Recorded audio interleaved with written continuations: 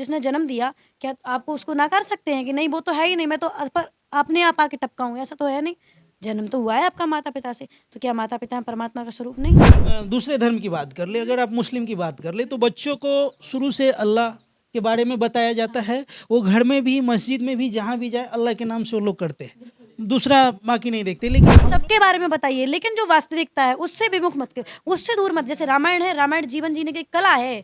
जो रामायण पढ़ता है, एक समझिए जीवन में कभी हार नहीं मानी। हमारे धर्म में देख लीजिए, भगवान जहाँ आपकी श्रद्धा हो आप उसको मानिए। राम को मानिए, कृष्ण को मानिए, शिव को मानिए, दुर्गा जी को मानिए, जहाँ आपकी श्रद्धा हो उसको मानिए। कितने सारे ऑप्शन है हमारे पास, उनके पास तो एक को छोड़ के दूसरा ऑप्शन ही नहीं है।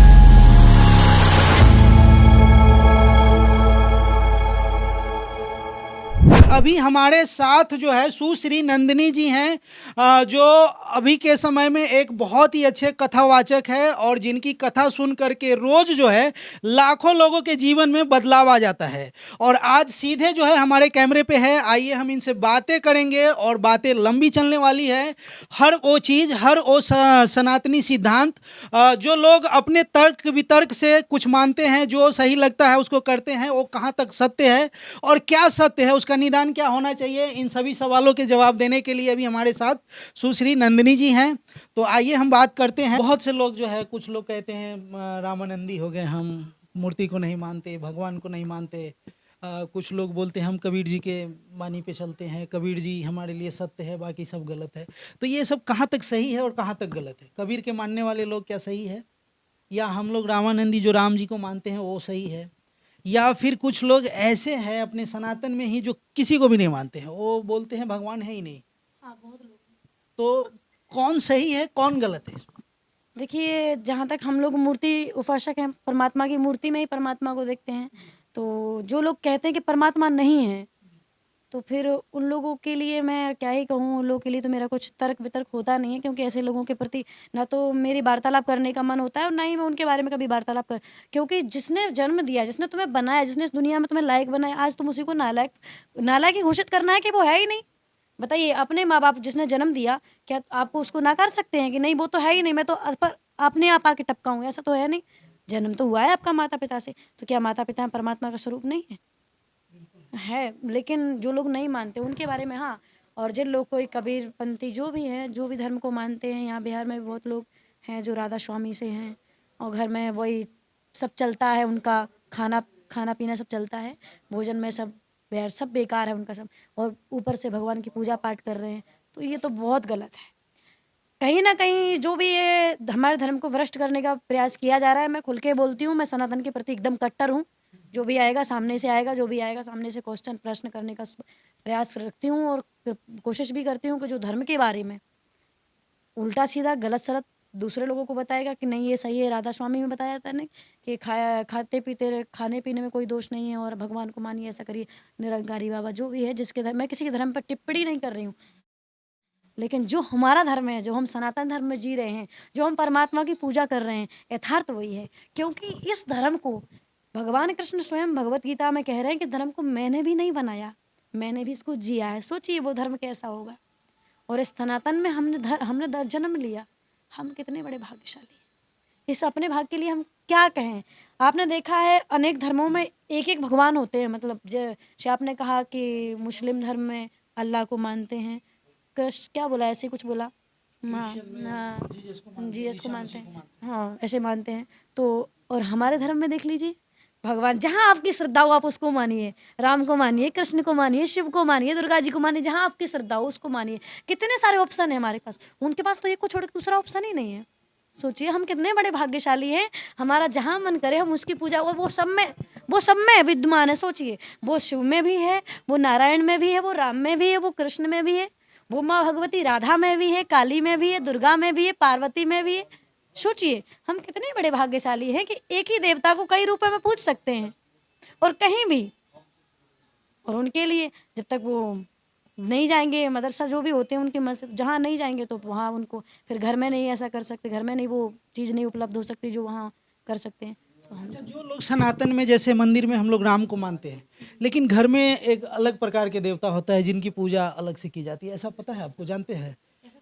जैसे हर घर में देखिएगा, हर घर का कुल देवता होता है अलग अलग। तो ये सही है या गलत है? बहुत से लोगों को हम देखते हैं मंदिर में आप राम जी को मान रहे हैं, शिव जी को मान रहे हैं, लेकिन घर में आप देखते हैं कि वो भूत प्रेत वाले टाइप से पूजा होता है। तो ये क्या है, एक तरह से अंधविश्वास है या फिर कहीं ना कहीं हमारे सनातन में थोड़ा सा ये किस तरह की चीज़ है, प्रथा है, ये सही है या गलत है? आप कैसे देखते ये बहुत अच्छा प्रश्न है आपका, और ये प्रश्न को लेके कभी कभी लगता था कि टिप्पणी की जाए। देखिए, आजकल जो भी हमारे घर में भूत प्रेत वाली वो बात आपने कही है, घर में कुल देवता है, ये है वो है, कि हमारे कुल के देवता हैं तो इनकी पूजा करना बहुत, ये मेरे हिसाब से अगर देखा जाए, जहाँ तक मैंने पढ़ा अध्ययन किया है और महापुरुषों से सुना है, ये लोक रीति है।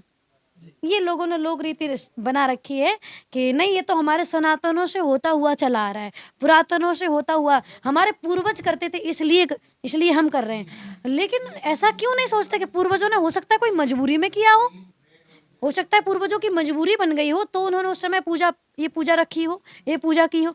वो तो इस नियम को बदला भी तो जा सकता है ना, ये पूर्वजों ने किया। लेकिन नहीं, आजकल लोगों की एक स्थिति बन गई कि नहीं, वो तुम्हारे पूर्वज करते। कई लोगों, आपने देखा होगा, शादी ब्याह होता है तो बीच बीच में कुछ अलग अलग प्रथाएं होती हैं जो हमारे सनातन से भी अलग हैं, जो हमारे वेद शास्त्रों से भी अलग होती हैं, पृथक पृथक अलग अलग चीजें होती हैं। तो ये क्या है, वो उनके पूर्वज करते हुए आ रहे हैं, तो आज भी उन्होंने चला रखी कि नहीं, वो तो पूर्वज करते हुए किया। लेकिन आजकल हम क्या कर रहे हैं, उसको प्रथा बना रखा है। हाँ, कुल देवी देवता जो भी है, हाँ, ग्राम देवता है, ये हमारे क्या होते थे, महापुरुष होते थे, जिन्होंने हमारे गांव को उज्जवल, गांव को प्रकाश की और गांव के लिए आगे ले गए। ये सब चीज़ इतना हावी हो रहा है हमारे समाज में कि हम लोग मूल चीज़ को भूलते जा रहे हैं। हम बच्चों को उसी चीज़ के बारे में शिक्षा देते हैं, उसी चीज़ की जानकारी देते हैं, तो हम कहीं ना कहीं राम से हमारा लगाव खत्म होते जा रहा है, रामायण से लगाव खत्म होते जा रहा है। लेकिन जिस चीज़ को हम घर में रखते हैं उनके प्रति हम बच्चों को जो है बराबर शिक्षा देते हैं कि तुम इनकी पूजा करो, यही हमारे सब है, कहीं जाते हैं तो प्रणाम। तो ये सब चीज़ जो है, मतलब आप जैसे कह रहे हैं कि ये सब मतलब पूर्वजों देखा देखी होते आ रहा है, बाकी इसका कोई तथ्य नहीं है, मतलब कहीं ना तो ये ग्रंथ में है, ना ही कोई बड़े ऋषि मुनियों के द्वारा ये सब चीज़ किया गया।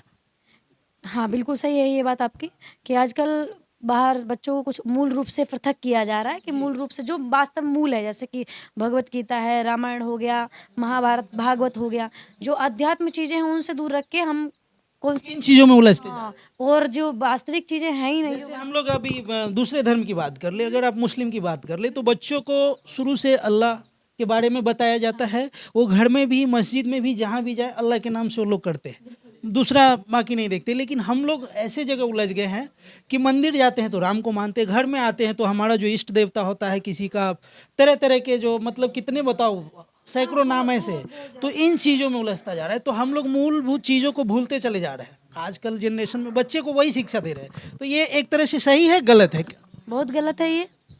जो वास्तविक है उसके बारे में बताया जाए, हम प्रत्येक माता पिता का यही कर्तव्य है। अच्छे स्कूलों में पढ़ाइए, खूब बढ़िया शिक्षा दिलवाइए, खूब सबके बारे में बताइए, लेकिन जो वास्तविकता है उससे विमुख मत कर, उससे दूर मत। जैसे रामायण है, रामायण जीवन जीने की कला है।